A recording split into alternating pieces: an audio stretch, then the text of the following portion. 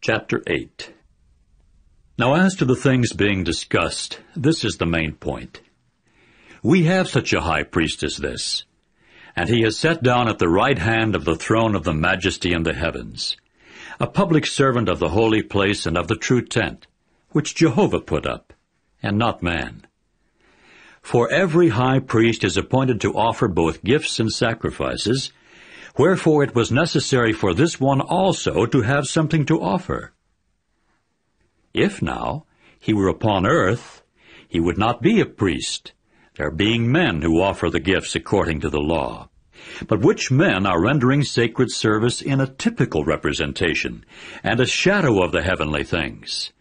Just as Moses, when about to make the tent in completion, was given the divine command, for says he, "See that you make all things after their pattern that was shown to you in the mountain." But now Jesus has obtained a more excellent public service, so that he is also the mediator of a correspondingly better covenant, which has been legally established upon better promises. For if that first covenant had been faultless, no place would have been sought for a second, for he does find fault with the people when he says, "Look, there are days coming, says Jehovah, and I will conclude with the house of Israel and with the house of Judah a new covenant, not according to the covenant that I made with their forefathers in the day of my taking hold of their hand to bring them forth out of the land of Egypt, because they did not continue in my covenant, so that I stopped caring for them, says Jehovah. For this is the covenant that I shall covenant with the house of Israel after those days, says Jehovah. I will put my laws in their mind, and in their hearts I shall write them, and I will become their God, and they themselves will become my people. And they will by no means teach each one his fellow citizen, and each one his brother, saying, Know Jehovah. For they will all know me, from the least one to the greatest one of them. For I shall be merciful to their unrighteous deeds, and I shall by no means call their sins to mind any more. In his saying, a new covenant, he has made the former one obsolete. Now that which is made obsolete and growing old is near to vanishing away. Chapter 9. For its part, then, the former covenant used to have ordinances of sacred service, and its mundane holy place. For there was constructed a first tent compartment, in which were the lampstand, and also the table, and the display of the loaves, and it is called the holy place. But behind the second curtain was the tent compartment called the most holy. This had a golden censer, and the ark of the covenant overlaid all around with gold, in which were the golden jar having the manna, and the rod of Aaron that budded, and the tablets of the covenant. But up above it were the glorious cherubs overshadowing the propitiatory cover. But now is not the time to speak in detail concerning these things. After these things had been constructed this way, the priests enter the first tent compartment at all times to perform the sacred services. But into the second compartment the high priest alone enters once a year, not without blood, which he offers for himself and for the sins of ignorance of the people. Thus the Holy Spirit makes it plain that the way into the holy place had not yet been made manifest while the first tent was standing.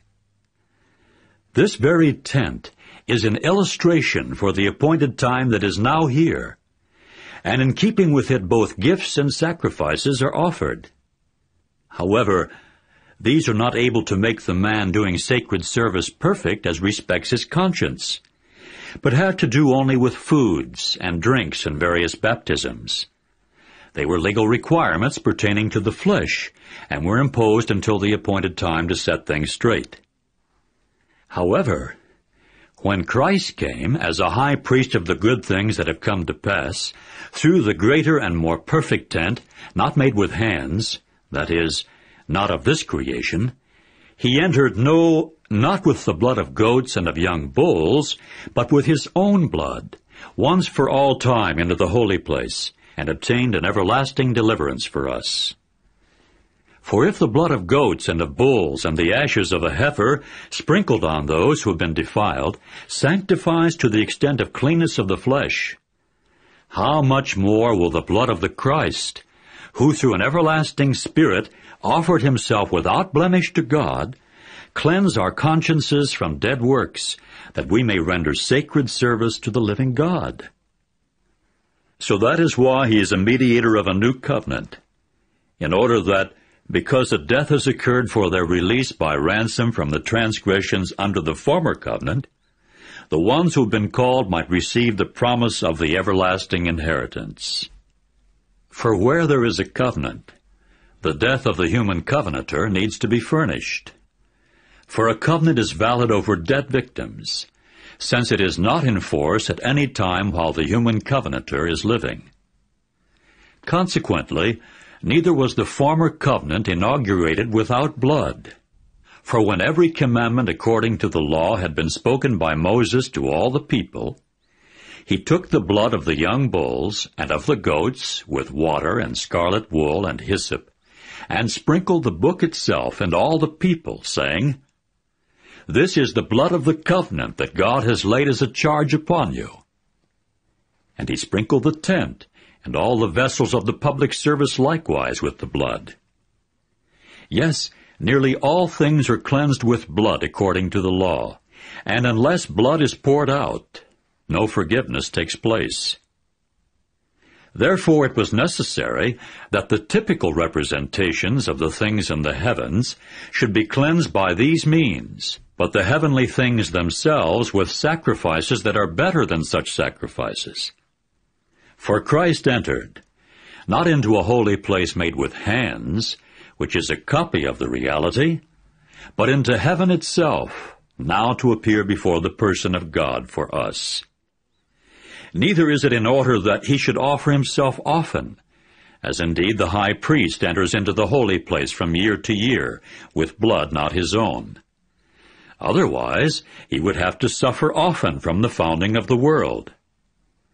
But now he has manifested himself once for all time, at the conclusion of the systems of things, to put sin away through the sacrifice of himself.